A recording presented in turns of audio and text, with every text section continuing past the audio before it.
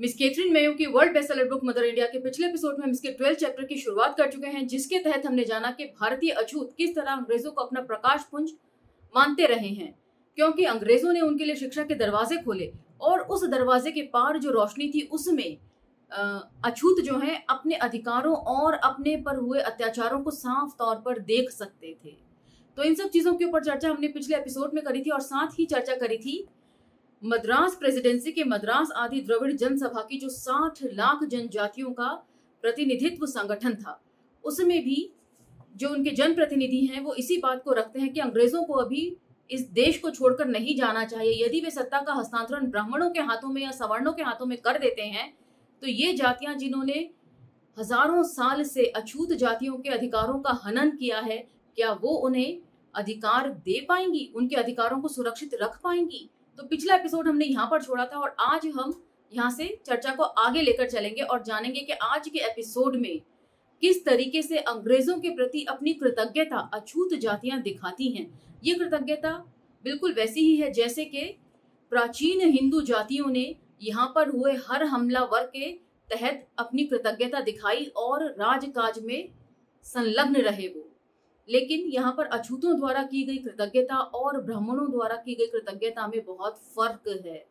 यहाँ पर अछूतों ने अपनी कृतज्ञता के चलते अपनी जान की बाजी लगा दी, जबकि प्राचीन हिंदू जातियों को, जिसमें सवर्ण जातियां आप कह सकते हैं, उन्हें जब भी मौका मिला उन्होंने अपने आश्रयदाताओं से सत्ता को छीन लिया। तो ये फर्क है इतिहास के पन्नों से जिसे आपको समझना है और आज दो घटनाओं के माध्यम से हम इस फर्क को और ज्यादा बारीकी से समझेंगे। तो चलिए मेरे साथ। जय भीम, मैं शालिनी और आप देख रहे हैं अंबेडकर नामा। अछूतों के जन प्रतिनिधियों ने कहा कि हम अंग्रेजों से प्रेम करते हैं, तो ये विचार सुनकर दुख होता है, पर हम में से हर एक ये जानता है कि इतिहास की उसकी संपूर्ण अंधेरी सदियों में अंग्रेजों से पहले किसी ने भी इस विशेष पथ दलितों के दुखों की तरफ ना ध्यान दिया था और ना उनकी मदद के लिए हाथ आगे बढ़ाया था।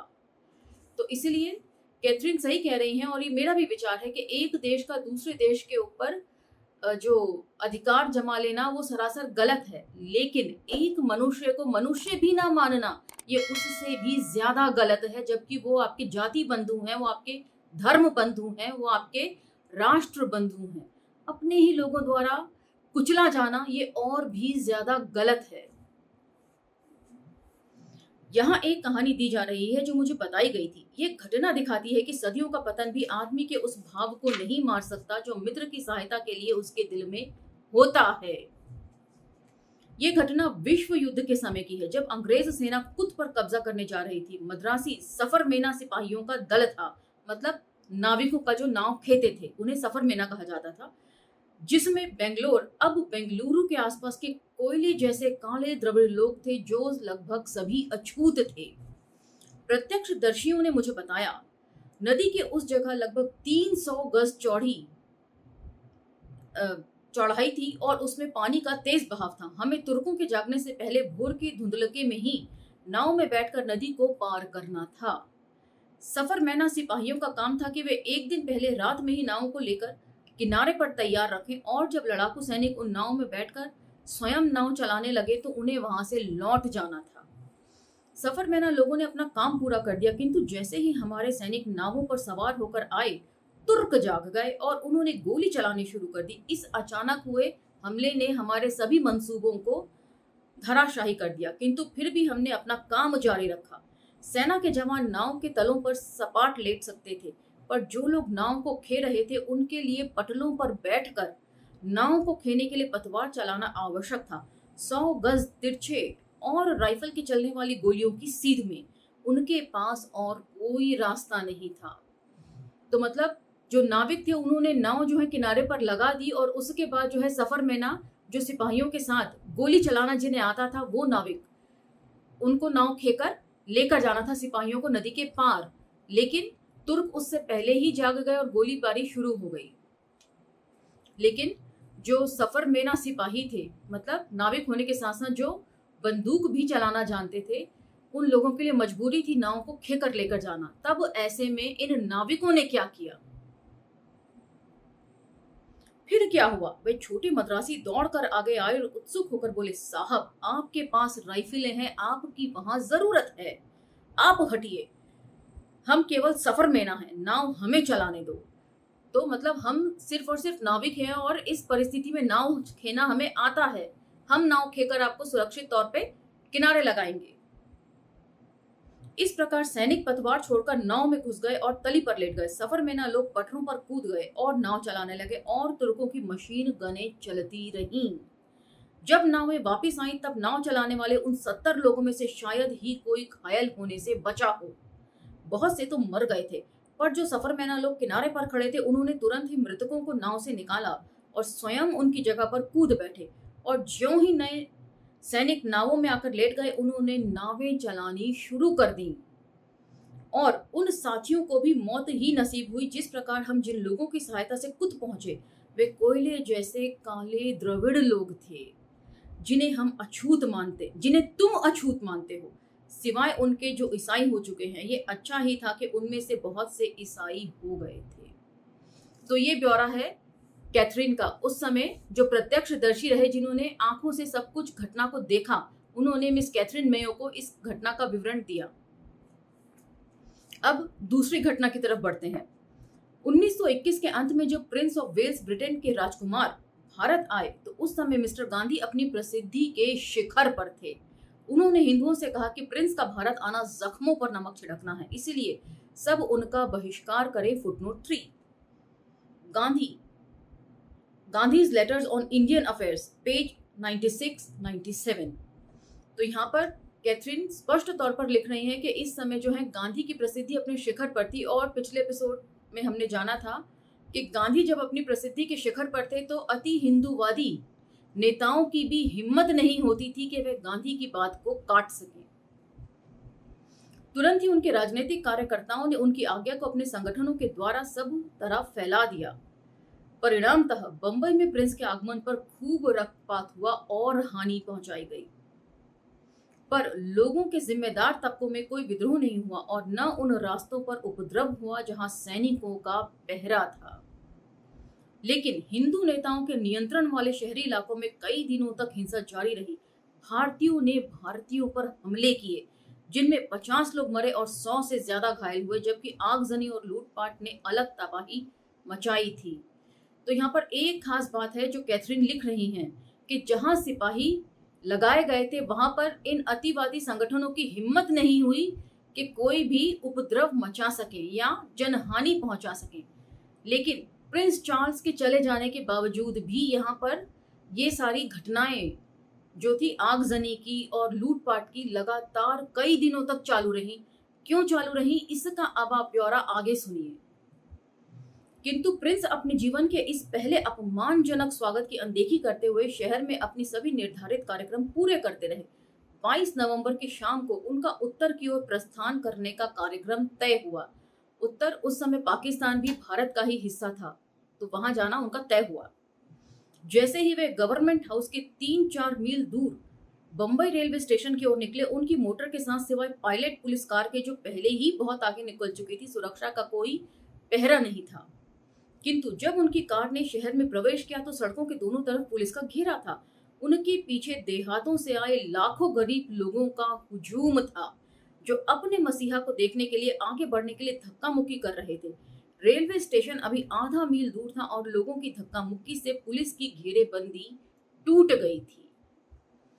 उमड़ती भीड़ ने प्रिंस की कार को घेर लिया। वे चिल्लाते हुए विदिन ब्रैकेट प्रिंस के और करीब आने के लिए एक दूसरे से लड़ने लगे। वे क्या करने वाले थे, उनका क्या इरादा था, भगवान जाने। गांधी के उग्र शब्द उनके बीच फैल चुके थे और अब भगवान ही सिर्फ मदद कर सकता था। उनमें से कुछ लोग कार के पायदान पर पास आकर सटकर खड़े हो गए, दूसरों ने उनको पीछे हटा दिया और फिर वे वहां खड़े हो गए। फिर उन्हें धक्का देकर तीसरे वहां आकर खड़े हो गए और ये धक्का मुक्की देर तक चली। वे क्या चिल्ला रहे थे, आवाजों में, उस शोर में कुछ स्पष्ट सुनाई नहीं दे रहा था, पर जिन पर प्रिंस की सुरक्षा की जिम्मेदारी थी उन्होंने पूरी शक्ति लगाकर उसे सुना। मतलब जो लोग उन आम जन की भाषा को समझ पा रहे थे, अगर महाराष्ट्र का जिक्र हो रहा है, बंबई का जिक्र हो रहा है, तो जरूर ये लोग मराठी भाषी लोग रहे होंगे। और जो सिपाही मराठी समझ पा रहे थे उन्होंने बताया कि आमजन क्या बोल रही थी। वे लगातार जो कुछ चिल्ला रहे थे वे शब्द इस प्रकार थे, युवराज महाराज की जय, और मुझे अपने राजकुमार को देखने दो, मुझे अपने राजकुमार को देखने दो, बस एक बार मुझे मरने से पहले अपने राजकुमार को देख लेने दो। वे ऐसा क्यों कह रहे थे, इस बात का जिक्र भी आगे कैथरीन जो है वो कर रही हैं। पुलिस ने एक बार फिर कार के चारों ओर घेरा बनाने की असफल कोशिश की, पर अब पूरी तरह सुरक्षित कार लाखों चिल्लाते हुए लोगों के बीच से धीरे धीरे रेंगती हुई अंत में स्टेशन पहुंची। तो ये उनका रुतबा था चार्ल्स का कि उन्होंने लोगों का सम्मान किया। लोग उनको देखने के लिए उमड़ पड़ रहे थे, तो कार जो है वो धीमी रफ्तार से चल रही थी कि ताकि उनकी कार के नीचे कोई कुचल ना जाए गलती से। वहां प्लेटफॉर्म पर बैरियर के पास जो रॉयल ट्रेन की सुरक्षा के लिए लगाया गया था, प्रांत और नगर के अधिकारी और प्रतिष्ठित व्यक्ति उन्हें औपचारिक विदाई देने के लिए जमा थे। हिज रॉयल हाइनेस प्रिंस ने उन सब की बातें सुनी और उनके अभिवादन का जवाब दिया, जो अपने आप में बहुत बड़ी बात थी। उसके बाद अचानक प्रिंस ने अपने सहायक की ओर मुड़कर पूछा, कितना समय बाकी है? 3 मिनट सर, सहायक ने उत्तर दिया। तब उन बैरियरों को हटवा दो और लोगों को अंदर आने दो, उन्होंने बाहर खड़ी भीड़ की ओर संकेत करते हुए कहा। जिन लोगों ने मुझे ये कहानी बताई उन्होंने कहा कि हमारे दिल हमारे मुंह पर आ गए, मतलब कलेजा मुंह को आ गया ये बात सुनकर। पर बैरियर हटा दिए गए थे क्योंकि राजकुमार का हुक्म था। बाढ़ में नदी की तेज धारा की तरह लोगों की असीम भीड़ उमड़ पड़ी। वे नारे लगाते थे, प्रिंस की जय बोलते थे, हंसते थे और रोते थे, और जब ट्रेन ने चलना शुरू किया वे उनके साथ साथ दौड़ते रहे जब तक कि वे थक नहीं गए। उसके बाद एक या दो उत्तरदायी अधिकारी सीधे घर जाकर सो गए। इस प्रकार प्रिंस ऑफ वेल्स के उत्तर की ओर प्रस्थान किया। उनके प्रस्थान करते ही भारतीय नेताओं के द्वेष के कारण उनके अच्छे स्वागत का प्रभाव खत्म हो गया था। मतलब जब वे दौरा करके चले गए तो उसके पीछे जो लूटपाट और आगजनी हुई और भारतीयों ने भारतीयों को मारा, मतलब जो उग्रवादी संगठन थे, जो सवर्ण थे, उन्होंने अछूतों की जमकर धुनाई करी क्योंकि उन्होंने प्रिंस चार्ल्स का मतलब बहुत बढ़िया स्वागत कर दिया। जहां ये लोग बहिष्कार कर रहे थे उनके स्वागत का, वहां अछूतों ने उनका इतना बढ़िया स्वागत किया जिससे सवर्ण जो है वो खफा हो गए। यदि गांधी की अपीलों ने लोगों पर प्रभाव डाला था तो प्रिंस के अच्छे स्वभाव का समाचार भी दूर दूर तक फैल गया था, और आदिम लोगों में ऐसे समाचार जल्दी फैलते हैं। जिस समय प्रिंस उत्तर के गेट खैबर दर्रा से वापस आए उसी समय एक अनोखी घटना उनके सामने घटी। उनके लौटने के समाचार से प्रोत्साहित होकर अछूतों की एक भीड़ उनके सम्मान के लिए सड़कों पर जमा हो गई थी। वे सब सरकार की जय हो के नारे लगा रहे थे और खुश होकर तालियां बजा रहे थे। उनकी आवाज नंगी चट्टानों से गूंज रही थी। जब प्रिंस की कार उनके स्वागत का जवाब देने के लिए धीमी हुई तो वे खुशी से उछलने और नाचने लगे। इसका कारण यह था कि उनकी अपनी स्मृति में ऐसी कोई घटना नहीं थी, उनकी तमाम कहानियों में भी नहीं, जो उन्होंने सुन रखी थी, जिनमें भारत के इतिहास में ऐसा कोई व्यक्ति कहीं हुआ हो जिसने अछूतों के प्रति घृणा के सिवाय कोई और भाव दिखाया हो। कितनी बड़ी बात जो है कैथरीन यहाँ पर कह रही हैं। अछूतों को हमेशा ही घृणा का भाव मिला, फिर चाहे कोई भी हो, कितने भी लोगों ने यहाँ पर शासन किया हो। अंग्रेज अकेले नहीं थे इस देश को हथियाने वाले, इनसे पहले यूनानी, हूण, शक, पुर्तगाली, अफगानी और फ्रांसीसी बहुत सारे लोग थे। और यहाँ के सवर्णों ने, कैथरीन मेयो ने इसी में मतलब 5th चैप्टर में पार्ट 1 के जिक्र किया है कि यहाँ के प्राचीन हिंदुओं ने हर हमले को चुपचाप सह लिया। वो क्यों सहा? क्योंकि वो यहाँ लड़ने आए ही नहीं थे, वे तो यहाँ अधिकार जमाने आए थे इस देश पर। इसीलिए जो भी सत्ता में रहा उनके साथ साठगांठ करके मलाई चाटते रहे, और अछूतों के प्रति सिर्फ और सिर्फ एक ही भाव, घृणा का इनके पास था। और प्रिंस चार्ल्स ने जब उन्हें प्रेम दिया बदले में, तो वो उनसे बर्दाश्त नहीं हुआ छूत जातियों से, और वे बेचारे रो पड़े बिलख कर। और यहाँ उनके सामने भारत के राजाओं का भी जो राजा सर्वोच्च सम्राट का पुत्र था, वह उनके लिए भगवान था, जो न सिर्फ उन पर ध्यान देने की कृपा कर रहे थे बल्कि उनके स्वागत के लिए उन्हें धन्यवाद भी दे रहे थे। तो अगेन बहुत बड़ी बात वे कह रही हैं कि यहाँ जो राजाओं का शासन था उनका भी राजा था। जैसे कहते हैं ना, देवताओं के देवता इंद्र, सब देवताओं के राजा इंद्र, उसी तरीके से प्रिंस चार्ल्स को वो देख रहे थे कि यहाँ जितने भी राजा हैं उनके भी राजा हैं ये। वे उनके लिए भगवान थे जो ना सिर्फ उन पर ध्यान देने की कृपा कर रहे थे बल्कि उनके स्वागत के लिए उन्हें धन्यवाद भी दे रहे थे। कोई आश्चर्य नहीं कि उनकी भावनाएं बलवती हो गई थी। उनकी आंखों में दृश्य तैरने लगे थे और उनकी जुबान पर रहस्यमय शब्द आ गए थे। वे एक दूसरे से चीख कर कहने लगे, देखो देखो इस प्रकाश को, देखो प्रकाश को। ऐसा था उनका उत्साह। उनमें से बहुत से किसी तरह दिल्ली चल कर आए थे। वे 25,000 अछूतों की भीड़ थी जो प्रिंस के आने की प्रतीक्षा कर रही थी। उन्हें देखने के लिए सभी दिशाओं से अछूत लोगों का रेला आया था। देश के ये साधारण लोग राजनीति के बारे में कुछ भी नहीं जानते थे, परंतु वे बस मित्रता को समझते थे जो उन्हें उनके कामों में दिखती थी। इसलिए वे सब सड़कों पर अपने प्रिंस की एक झलक पाने के लिए आंखों में आंस लगाए प्रतीक्षा कर रहे थे। तो मतलब प्रिंस चार्ल्स की कथनी और करनी में उन्हें कोई फर्क नहीं दिखा। वे उनका स्वागत भी कर रहे थे, उनको देखकर मुस्कुरा भी रहे थे। घृणा की बजाय प्रेम का भाव जो था वो प्रकट कर रहे थे यहाँ के अछूतों के प्रति। तो यहाँ पर बहुत से राजनेता होते हैं जिनकी कथनी और करनी में फर्क होता है। तो आपके जो थॉट्स हैं, आपकी जो सोच है ना, वो आपकी डीड्स में रिफ्लेक्ट होनी चाहिए। ये कैथरीन मेयो यहाँ कह रही हैं, जो प्रिंस चार्ल्स की हो रही थी।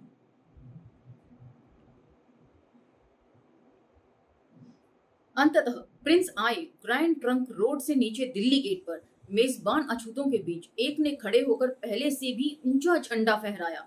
युवराज महाराज की जय, राजा के बेटे की जय। उन सब ने मिलकर एक साथ नारा लगाया।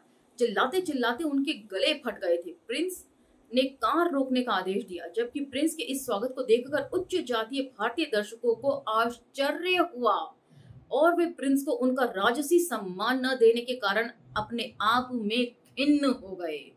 तो जिन लोगों ने ये सोचा था कि हम इनको अपमानित करेंगे, प्रिंस चार्ल्स को इनका सम्मान नहीं करेंगे, इनका विरोध करेंगे, वहीं उनका पासा पलट गया और वे मलाल करते खड़े रह गए कि उफ, ये क्या हो गया, इससे तो अच्छा हम ही लोग स्वागत कर लेते। अब अछूतों की जो असली हालत है वो उनके सामने चली गई है। इसके बाद अछूतों के एक प्रतिनिधि ने आगे बढ़कर 6 करोड़ अछूतों की ओर से प्रेम और निष्ठा का एक विनम्र संक्षिप्त भाषण दिया, जिसमें युवराज से प्रार्थना की गई कि वे अछूतों के हित के लिए अपने सम्राट पिता से निवेदन करें कि वे हमारे जीवन को उन लोगों के हाथों में कभी ना छोड़ें जो हमसे घृणा करते हैं और हमें गुलाम बनाए हुए हैं। अछूतों का वे प्रतिनिधि स्वामी अछूतानंद हरिहर थे। अनुवादक मतलब कमल भारती जी ने इसके ऊपर सर्च करके इस जानकारी को जाना कि आखिर वे अछूत नेता कौन थे। तो वे थे स्वामी अछूतानंद हरिहर। बहुजन नायक और नायिकाओं की जो पुस्तक हमने पढ़ी थी उसमें इनका जिक्र भी था और पूरा लेख इनके ऊपर मैंने पढ़ा था। आप चाहें तो इनके ऊपर पूरी जानकारी जो है बहुजन नायक और नायिकाओं वाली प्लेलिस्ट में जाकर चेक कर सकते हैं। प्रिंस ने उस भाषण को पूरी तरह सुना। उसके बाद पता नहीं उन्होंने अपने कार्य के महत्व को समझा या उन्होंने केवल संपूर्ण संसार के प्रति अपने स्वाभाविक प्रेम और शिष्टता के आवेग में कार्य किया, पर उन्होंने जो किया वह इससे पहले कहीं सुना नहीं गया था।